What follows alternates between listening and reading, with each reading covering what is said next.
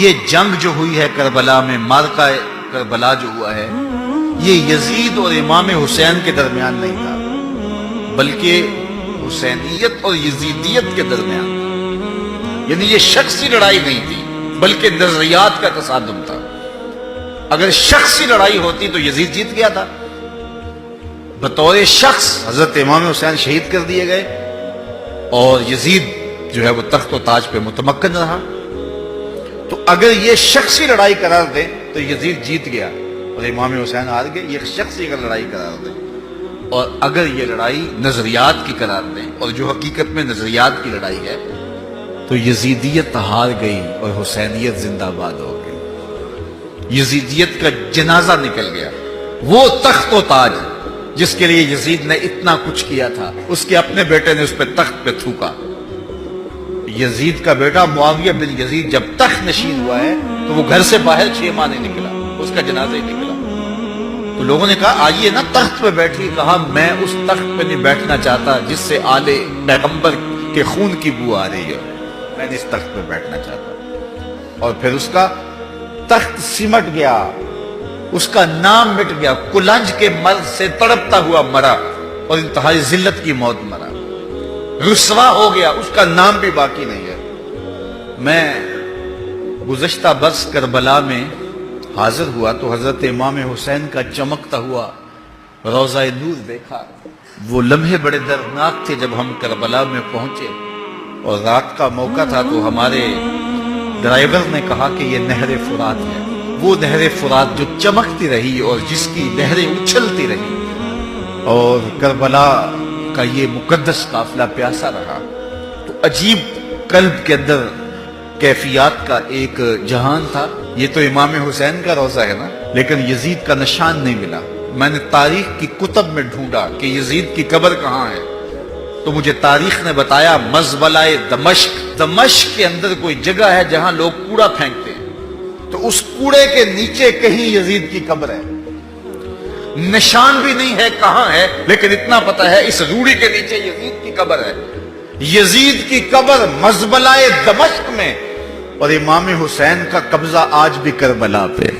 تو یزید کا نام مٹ گیا، اس کا تشخص مٹ گیا، امام حسین کا نام بھی باقی، آپ کا ذکر بھی باقی، اور آپ کے تذکروں کی خوشبو بھی باقی۔ تو یہ شخصی لڑائی نہیں تھی۔ میں نے اس دن عرض کیا تھا کہ طلحہ بن عدی بن حاتم نے 30,000 لوگ پشت پہ کھڑے ہونے کی بات کی تھی، لیکن امام نے اس پیشکش کو ٹھکرا دیا تھا، اس لیے کہ آپ حق اور باطل کی راہیں اجالنا چاہتے تھے، اور وہ انہوں نے اجال لی۔ حضرت امام حسین کی شہادت کے بعد بھی یہ جنگیں جاری رہی۔ مالک اشتر کی قیادت میں مختار سقفی کی فوجیں ابن زیاد کی فوجوں کے مقابلے میں فرات کے کنارے لڑ رہی تھی۔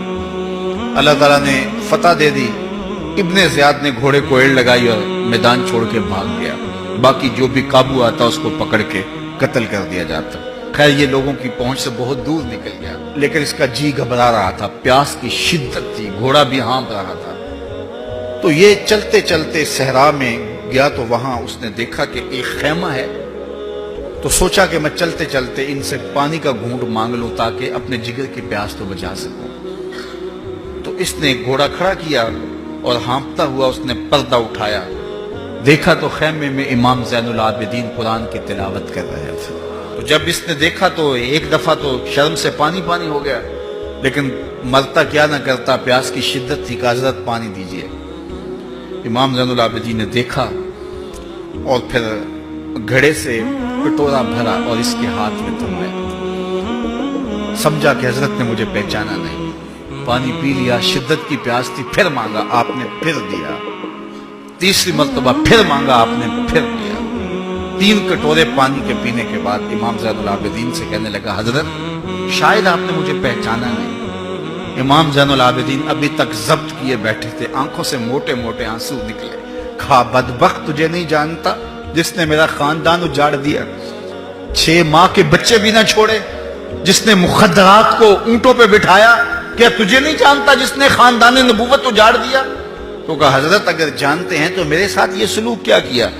کہا ایک دن ہم مہمان بن کے تمہارے گھر آئے تھے، جو تم نے کیا وہ تمہارے خاندان کی ریت تھی، آج مہمان بن کے ہمارے دروازے پہ تم کھڑے ہو، جو ہم کر رہے ہیں ہمارے خاندان کی ریت پر۔